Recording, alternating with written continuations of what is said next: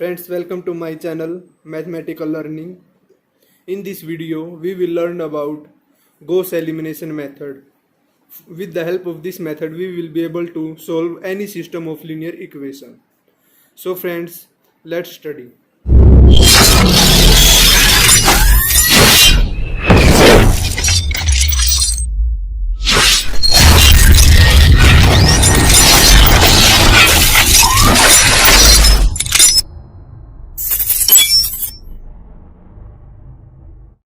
तो फ्रेंड्स, आज हमें पढ़ना है solution of system of linear equations.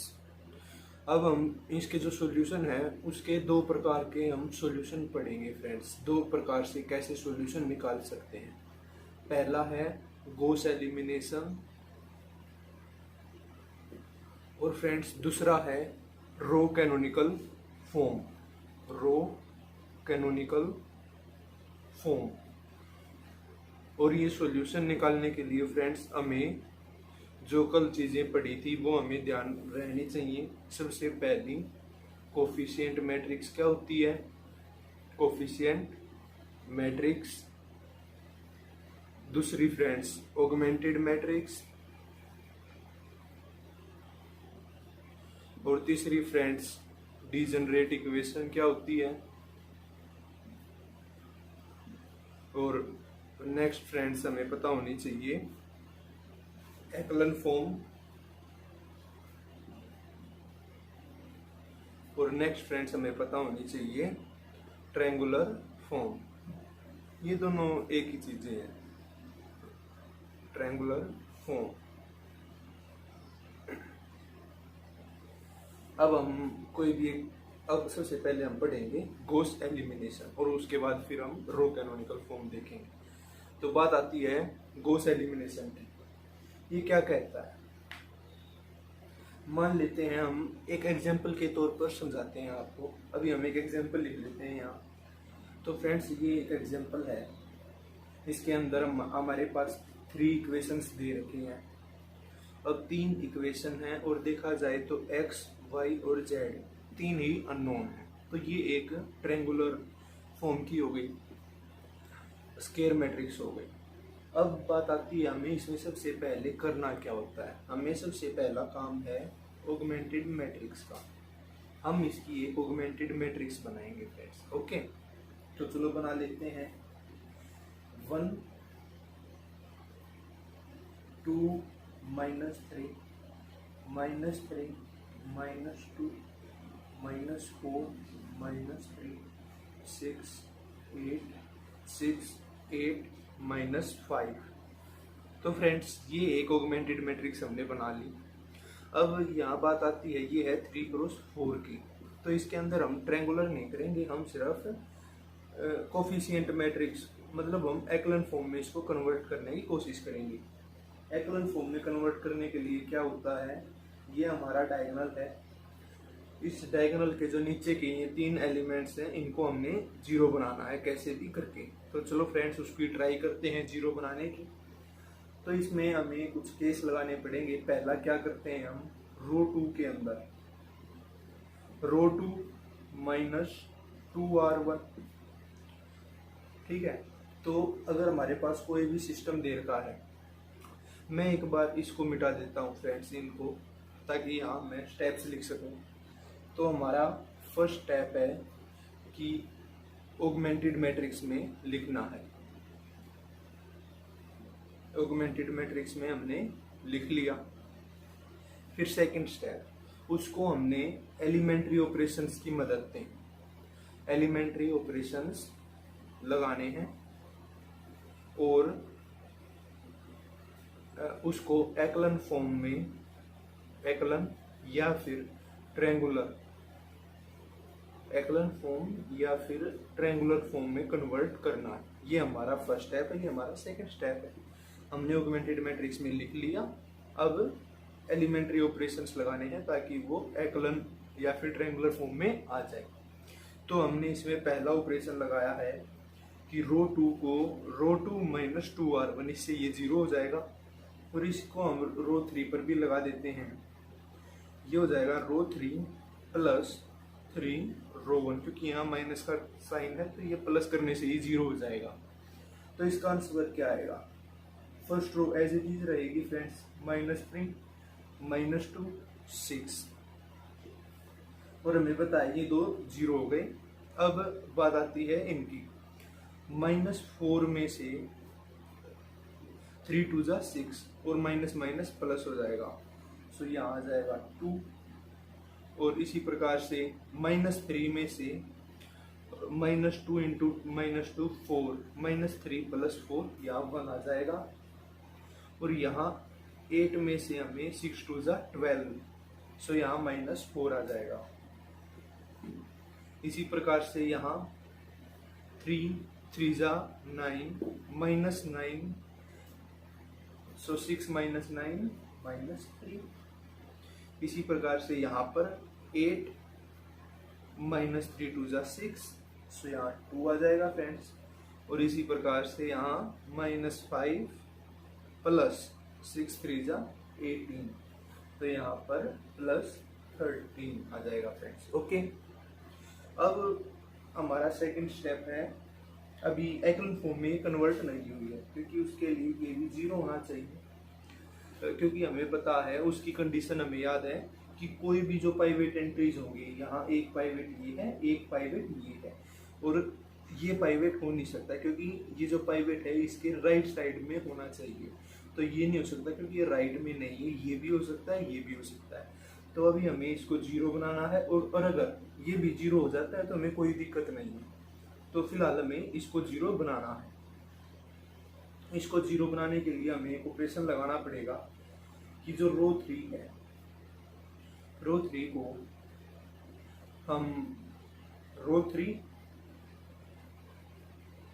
हम ऐड करेंगे, रो 3 को हम ऐड करेंगे 3/2 ऑफ रो 2 को, क्योंकि यहाँ 2 है, और 2 के अंदर जब हम 3/2 करेंगे तो 3 आ जाएगा, और यहाँ था -3, ये है 3, तो प्लस करेंगे तो 0 हो जाएगा फ्रेंड्स। ओके, तो जो हमारी इसके बाद मैट्रिक्स आएगी वो होगा 1 -3 -2 6 0 2 1 -4 0, और ये एंट्री भी अब यहाँ 0 हो जाएगी। और इसी प्रकार से अगर हम 2 में से प्लस करें 3/2, क्योंकि यहाँ R2 1 है, तो ये क्या बनेगा 4 + 3 7/2, ये 7/2 बन गया फ्रेंड्स। और इसी प्रकार से इसका क्या होगा फ्रेंड्स 3 माइनस, अब यहाँ 3/2 ऑफ 4 है, क्योंकि यहाँ माइनस का प्लस का निशान था, हमने माइनस का सिंबल ले लिया। 2 2 जा 4, 3 2 जा 6 7, तो ये 7 बन जाएगा फ्रेंड्स। ओके, तो ये अब हमारी आ गई एक्लन फॉर्म। तो एक्लन फॉर्म हमें निकालनी इसलिए जरूरी थी, इसलिए हमने उसको लास्ट क्लास में सीखा था। अब यहाँ हम देखेंगे, यहाँ है 3 पाइवेट्स, यहाँ है 3 पाइवेट वेरिएबल्स और 3 ही अननोन्स थे, तो यहाँ एक भी फ्री वेरिएबल नहीं है। अब हमें क्या करना है फ्रेंड्स, इसको हमने इस फॉर्म में वापस लिख देना है, इसको इस फॉर्म में हमें वापस लिख देना है। तो फ्रेंड्स क्या आएगा, देखिए x - 3y - 2z = 6। Okay friends, और 2y + z = -4, और 7/2 ऑफ z = 7। यहाँ से z की वैल्यू आ जाएगी फ्रेंड्स, z की क्या वैल्यू आएगी, 7 में से 7 कट जाएगा, और z की वैल्यू आ गई 2। z की वैल्यू यहाँ रखेंगे 2, यहाँ जाएगा, हो जाएगा -2 -6 / 2, सो y की वैल्यू आ गई फ्रेंड्स -3। और इसी प्रकार से x की वैल्यू हम निकाल लेंगे, x की यहाँ 2 2 जा 4 हो जाएगा, और यहाँ -3 था, 3 3 जा 9, और प्लस का 9 हो जाएगा, ये +9 और -4 है, ये बचा +5, और उस तरफ जाएगा तो -5, तो x की वैल्यू फ्रेंड्स आ जाएगी 1। तो ये हमारा सॉल्यूशन आ गया। एक्स की वैल्यू आ गई, वाई की और जेड की हमें यही निकालनी थी। और इसका क्या आया, यूनिक सॉल्यूशन आया है फ्रेंड्स, इसका आया है यूनिक सॉल्यूशन। अभी हम तीनों केस देखेंगे, यूनिक सॉल्यूशन का भी, इनफाइनाइट मैनी का भी और नो सॉल्यूशन का भी। तीनों केस की हम एग्जांपल्स लेकर स्टडी करेंगे। तो इसके अंदर हमें क्या ध्यान रखना है, पहला स्टेप है ऑगमेंटेड मैट्रिक्स में हमें लिखना है, हमें ये वैल्यूज भी लिखनी है। उसके बाद हमने एकलन फॉर्म या फिर ट्रायंगुलर फॉर्म को इसमें कन्वर्ट करना है, इसको हमने एकलन फॉर्म या फिर ट्रायंगुलर फॉर्म में कन्वर्ट करना है। और उसको एकलन फॉर्म में कन्वर्ट करने के बाद हमें दोबारा एक्स वाई जेड की फॉर्म में लाना है। और फिर हमने सिंपली सबसे पहले जेड की वैल्यू, क्योंकि यहाँ सिर्फ जेड है, फिर उसके बाद 2y प्लस जेड की हमें जेड की वैल्यू मिल जाएगी। वो पुट करने के बाद हम यहाँ से y की वैल्यू निकाल लेंगे। और उसके बाद इससे ऊपर वाली इक्वेशन की यहाँ पर y और z की वैल्यू पुट करने के बाद x की वैल्यू निकाल लेंगे। तो हमें ऐसे सबकी वैल्यू निकाल लेनी है। अब हम दूसरा एग्जाम्पल देखते हैं इनफाइनाइटली मैनी सॉल्यूशंस के लिए। ओके फ्रेंड्स, तो फ्रेंड्स हमने अपना एक नेक्स्ट क्वेश्चन ले लिया है। इसके अंदर हमको ये सिस्टम ऑफ लीनियर इक्वेशन दे रखी है। इसके अंदर भी हमारे पास 3 इक्वेशंस हैं और अब हमें एक्स वाई जेड की वैल्यू निकालनी है। तो चलिए फ्रेंड्स हम निकालना सीखते हैं। तो हमारा फर्स्ट स्टेप क्या था, हमारा फर्स्ट स्टेप था ऑगमेंटेड मैट्रिक्स में कन्वर्ट करना। ऑगमेंटेड मैट्रिक्स अब हमें पता है क्या होती है, तो हम इसको जल्दी से लिख देते हैं। आप भी साथ साथ में कॉपी पर करते रहिए। देखिए 1 2 -3 1 2 5 -8 4 3 8 -13 और 7। अब हमने पहला स्टेप क्लियर कर दिया। अब दूसरा स्टेप क्या है फ्रेंड्स, हमें एकलन फॉर्म या फिर ट्रायंगुलर फॉर्म में इसको कन्वर्ट करना है। ओके फ्रेंड्स, एकलन फॉर्म के लिए अब हमें पता है कि ये एक डायगोनल एलिमेंट्स हैं इसके, तो इन तीनों को जीरो करना है। ओके, अब हमें इसके स्टेप्स पता है। तो पहले इन दोनों को हम जीरो करेंगे। इन दोनों को जीरो करने के लिए हमें क्या करना पड़ेगा, ऑपरेशन लगाएंगे हम। देखिए फ्रेंड्स, रो 2 को रो 2 माइनस 2r1 ये लगाने से, क्योंकि रो 1 में 1 है, यहाँ पर 2 आ जाएगा और 2 - 2 जीरो हो जाएगा, ये एलिमेंट ऐसे जीरो हो जाएगा। और इसी प्रकार रो 3 को रो 3 माइनस 3r1 करने से रो 3 भी जीरो हो जाएगी, रो 3 का फर्स्ट एलिमेंट। ओके फ्रेंड्स, तो इसको हम इस पे ऑपरेशन लगा देते हैं। तो हमारे पास वैल्यू आएगी 1 0 0 2 -3 1। अब हम ये सारी वैल्यू एक बार निकाल लेते हैं। 5 - 2 2 4 1 -8 माइनस प्लस 6 हो जाएगा, 3 2 6 -8 प्लस 6 -2 4 -2 2 हो जाएगा। इसी प्रकार से यहाँ पर 8 -3 2 6 2 हो जाएगा, यहाँ भी 8 -3 2 6 -13 और माइनस माइनस प्लस हो जाएगा फ्रेंड्स, प्लस 9 3 3 9 9 और 13 4 -4 और 7 7 -1 और 7 -3 इसकी 3 के साथ होगी, यहाँ आ जाएगा फ्रेंड्स 4। ओके, तो इतनी बात हो गई।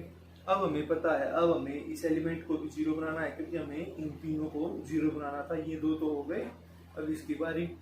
तो इसके लिए अब हम क्या ऑपरेशन लगाएंगे कि रो 3 को हम रो 3 में से 2r1 घटा देंगे, रो 3 में से 2r1। तो उससे देखिए क्या होगा, रो 3 का 2 था -2, ये 2 -2 जीरो हो जाएगा, ये वाला एलिमेंट जीरो हो जाएगा फ्रेंड्स। ओके, तो हम कर देते हैं, इसको लिख देते हैं एक बार। तो ये हो जाएगा 0 2 -3 1 0 1 -2 2 0, ये एलिमेंट भी जीरो हो जाएगा। और -4 2 2 4 +4 ये भी जीरो हो रहा है फ्रेंड्स। और ये हो जाएगा 4 -2 2 4, ये भी जीरो हो गया फ्रेंड्स। अब ये कहानी आ गई, ये इक्वेशन डीजनरेट इक्वेशन, मैंने आपको लास्ट वीडियो में बताया था डीजनरेट इक्वेशन क्या होती है।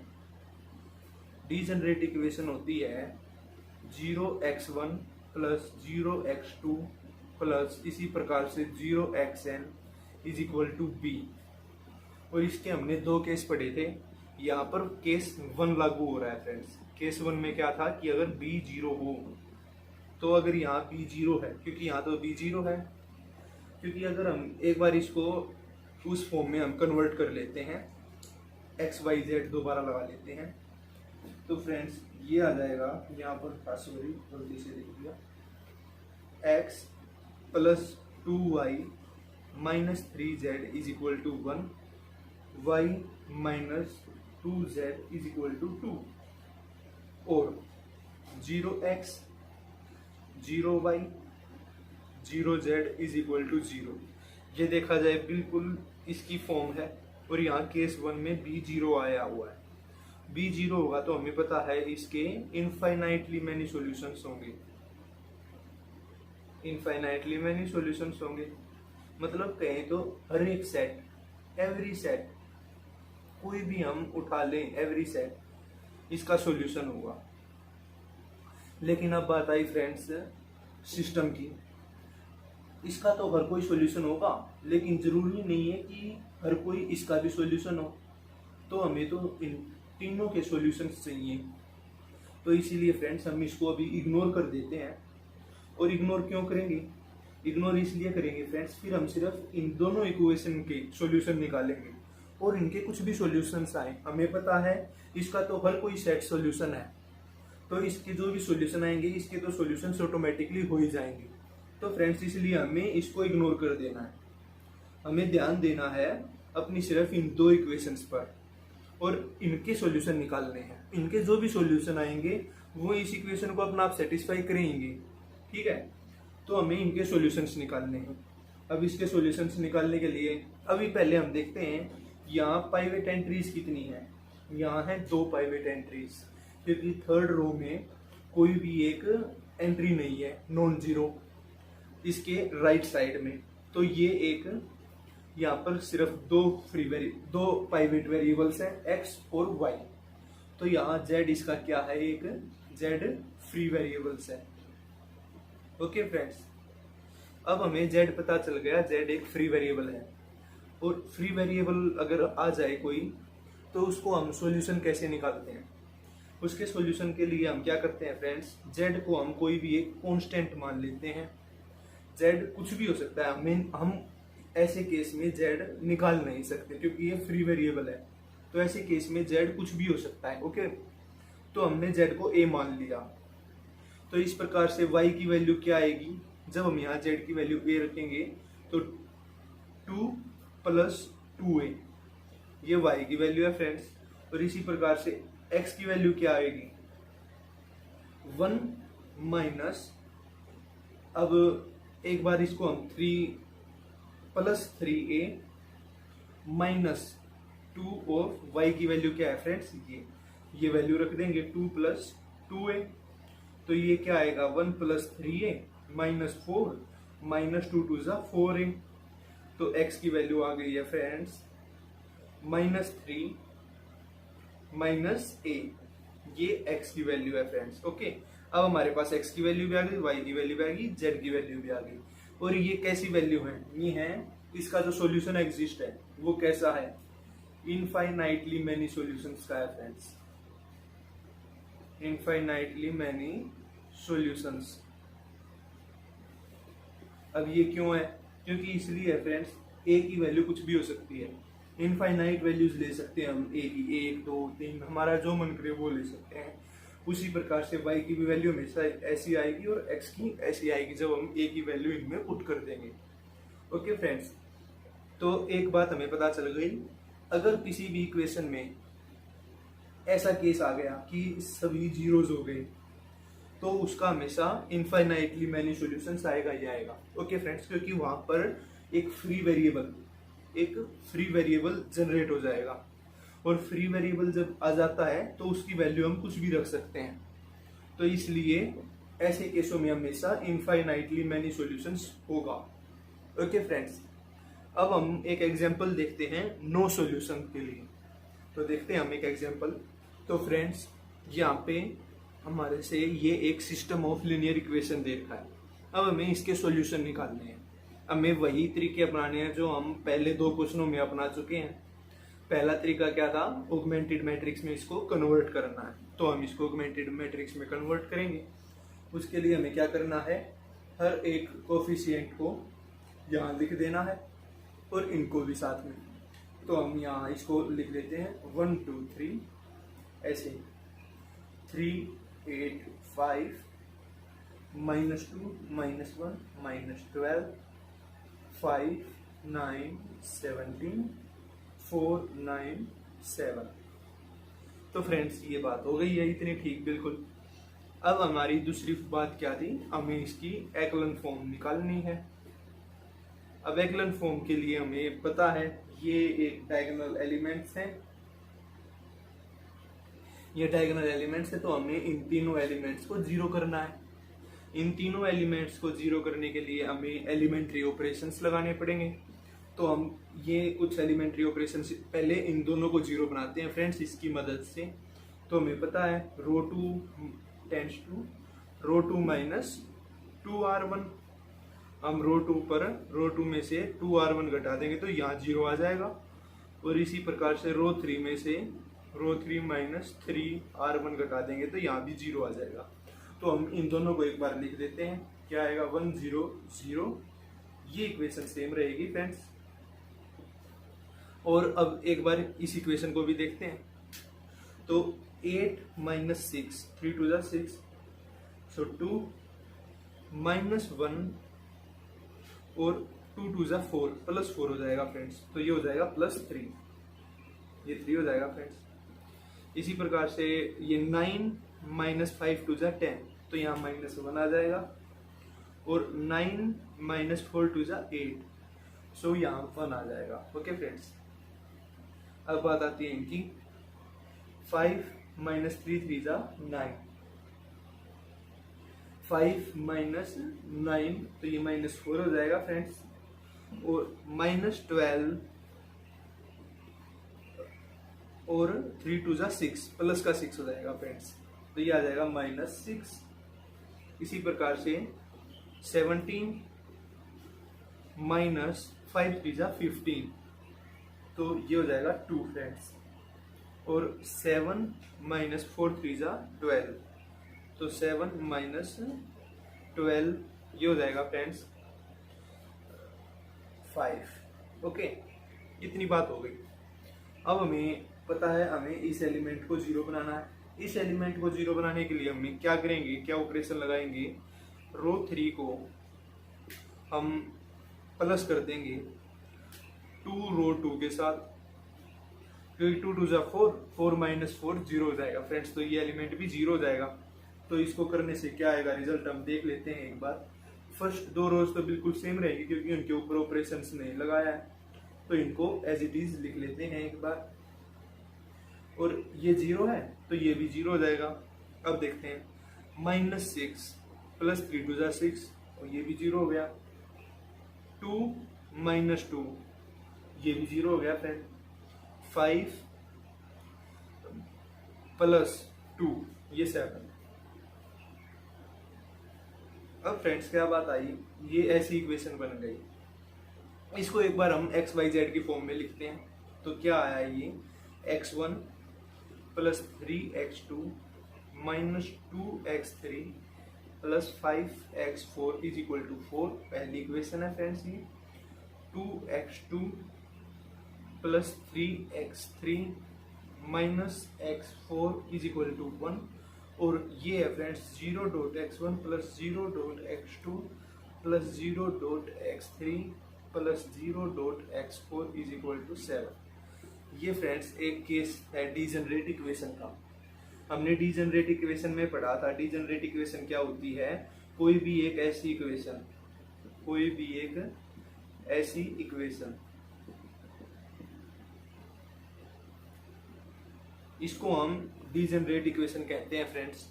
और अगर b नॉन जीरो हो जाए तो वैसे केस में हम क्या कहते हैं कि इसका कोई सॉल्यूशन एग्जिस्ट नहीं करेगा।